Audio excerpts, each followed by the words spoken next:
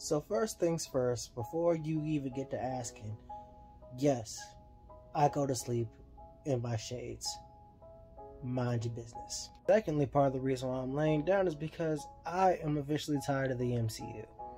I'm not saying I'm off it, but I'm tired. And my bed is my protest for me being exhausted of the MCU. Will I spend the whole video laying here like this? Probably not. But I just wanted to have my demonstration that I am sick and tired of the MCU at this point. Despite me being tired of the MCU, I have a job to do, and it's to talk to you about Thor: Love and Thunder and the 4 criteria of whether or not I enjoyed it or not. We're going to talk about the cast, the acting, the story, and my own personal enjoyment. So come along with me after the intro, and we're going to talk about Thor: Love and Thunder. Here we go.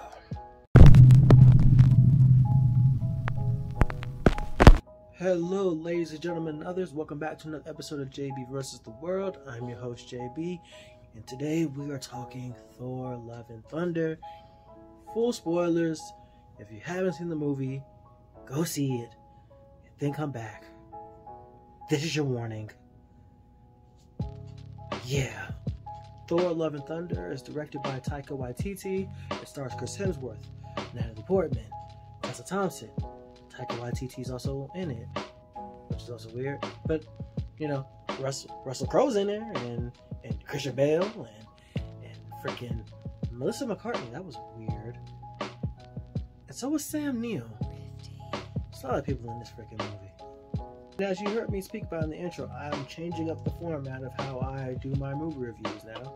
I'll be talking about the acting and the cast, the characters themselves, the story, and my own personal enjoyment. And that'll give my criteria. I'm going to give everything a thumbs up, a thumbs down. I'm going to give it a bit of a push where I can't decide one way or the other. So that's how we're going to be doing things from now on. That's how I'm going to do it here. So let's go. Let's start off with the cast. It gets a thumbs up from me. Chris Hemsworth at this point, I think, can do Thor in his sleep.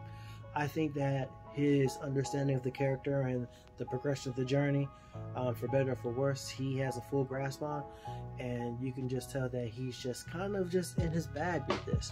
Christian Bale was exceptional in this role as Gorr the God Butcher. He absolutely ate up every scene that he was in. I would have loved to have seen more of him, but Christian Bale was also like one of the highlights of this movie as an actor for anybody, really. And I want to say also for Russell Crowe, who was Zeus, he was also pretty freaking amazing. You could tell he was having a lot of fun with it, and he was entertaining as well. And if he comes back, and I think he will, it'll be really nice to see him again. He just had like a really good time, and I really enjoyed his time as Zeus. Tessa Thompson can't do any wrong in my eyes. Like, she is just amazing. I have nothing bad to say about her. And Natalie Portman is just also a phenomenal actress, and everybody in the movie that has a reputation kind of held up to their reputation. This is a very well acted movie, and that's never a case in an MCU movie where you have to worry about bad or hammy things. So yeah, like I said, as far as the cast goes, it gets a thumbs up from me. The characters, on the other hand, down. And the reason I'm giving it a down is because, yes, Chris Hemsworth, like I said in the beginning, can do this character in his sleep. He's in his bag with the character. But Thor has just gotten so progressively dumb, and just dramatically dumb at that. And it really makes me wish, like, for the days of the original Thor movie, which I think is overhated, because Thor's just so, like, he was dumb before by like Asgardian standards, but now he's dumb. I don't like it. Russell Crowe and Christian Bale, like I mentioned before, they were also phenomenal in this movie, but I would have liked to have seen more of Gorr. Like, I understand his motivation. I understand how he got to where he got and why he was doing the things that he was doing. but I just would have liked to see more of that. And we're at the point with these Marvel movies, or just Marvel in general, where they take 2 or 3 characters that develop, and the rest of them we either not get enough of, or they just drop off completely. And Gorr was a victim of that in this movie. Like, he was a really compelling character. His where he was and where he was going and his motivations for being were extremely interesting, and we didn't get enough of that. And I would have liked to have seen more of that.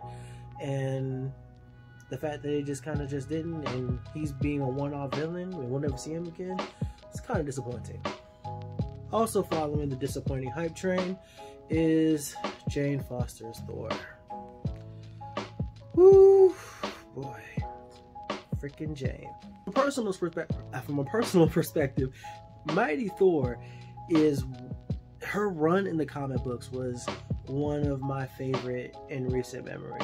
Like, Jane was a vibe as Thor, and it was almost to the point that comic book fans almost didn't want Odinson to come back, like, or actual Thor to come back, because she was really in her bag in the role, and she was really well.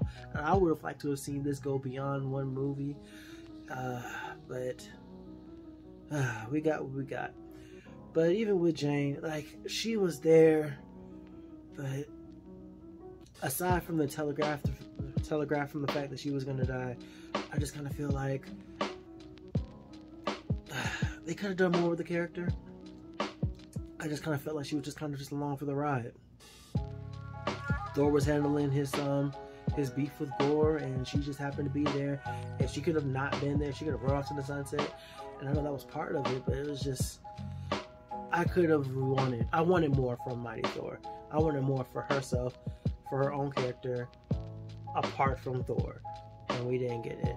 And that's a little disappointing. But it is what it is.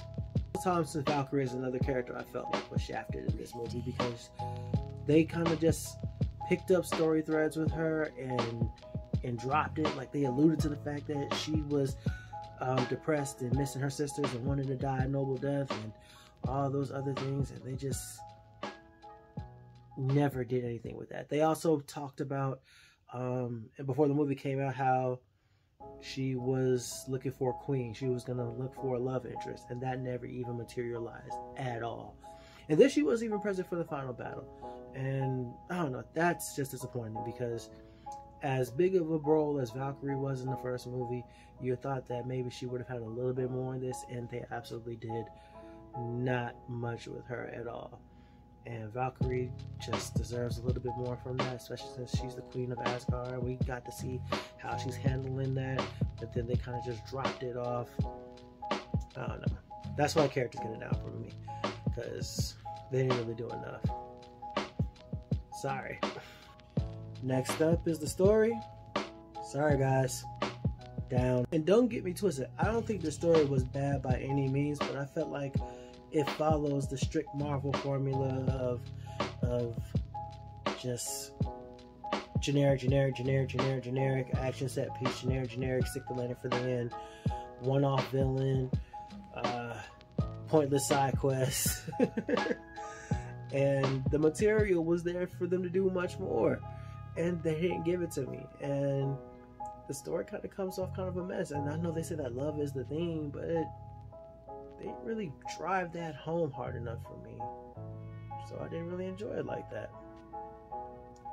I think my biggest complaint with the film was like the tonal whiplash of them trying to be funny all the time. Like, there was a lot of jokes in this movie. Don't get it twisted, I laughed at some of them, but some of them were just recurring and annoying, and they tried to be serious and then be funny, or they'd be funny and then flip to serious, and it happened so much, and it just kind of like, what are you doing?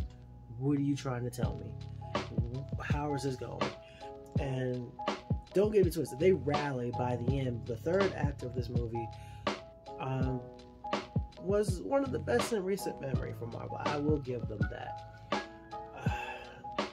But it took a long time to get there, and between them trying to make jokes and serious moments, like they even made Jane's cancer a joke.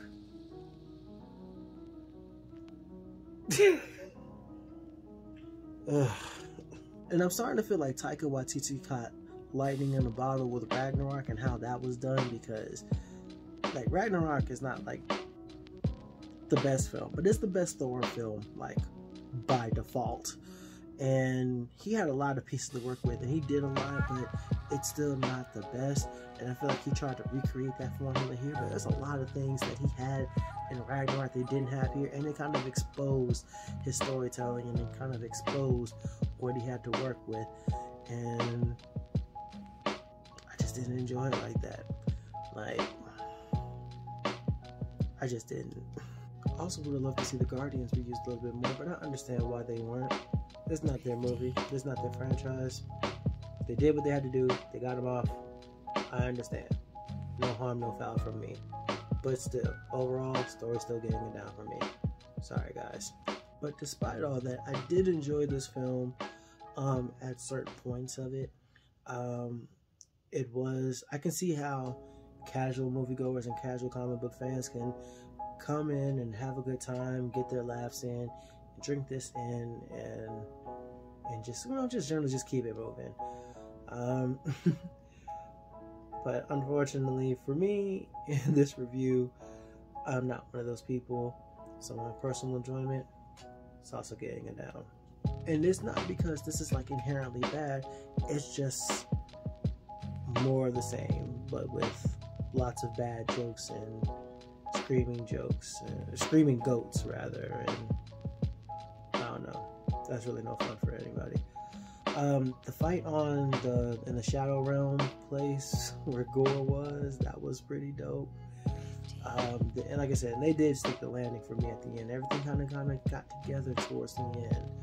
But my biggest gripe with Marvel, especially in this phase, is that it doesn't seem like they have any real sense of direction. They're just kind of just doing things. And we're 29, 30 plus projects into the MCU. And we're way too far for you to just be doing anything and to not give me a sense of direction. Phase 4 has been all over the place, and I need them to really tighten the ship up and give us a sense of direction so we know where to go. The way this played out, it was just the thing that happened. It was just a movie. They did the thing, and they kind of moved on from it, and they left a lot on the table. I would like to see a villain in an MCU movie go for more than one movie. That's not Loki or Thanos. I would like to see some of the things they try to hit on, really like hammer home and do a better job of executing those things, because they did. And if you think about the plot of what they were talking about, Gore was right. Gore had a point to what he said about the gods, especially those gods, and they didn't do much about that. Yeah, they left a lot to be desired for this movie for me. I know they said there's like a 4-hour cut that exists out there. I'm not sure if I want to see no 4-hour cut, but if that's what they did to cut it down to 2, then whew, that's rough, buddy. So my overall review of this movie is, if you're a casual fan, if you're just a regular moviegoer, if you're not like heavily invested in these types of things, then if you could just able to just turn your brain off for 2 hours and enjoy it, then yeah, I'm pretty sure for you this will be a thumbs up. For me personally, it's thumbs down. I can't get with this kind of stuff anymore. I need more from the MCU at this point. I feel like we deserve more than just the basic bare minimum type deal. We're in too deep at this point. But of course, my opinion isn't the right or wrong one. It is just my opinion. I would very much like to know yours. So comment down and think about down below what you think. Don't forget to like, share, and subscribe. Hit the bell for notifications. Thank you for watching. I will be talking about Ms. Marvel pretty soon, so look out for that. Also, I was waiting for a permission to post my MomoCon video. I got the permission I was looking for, so look out for that video pretty soon. I know I said I was going to post it up, but yeah, forgive me. Anyway, this is your boy JB. If you want to find me, I'm on all the thing about for all my socials. Come check me out, come talk to me. And in the meantime, between time, JB out.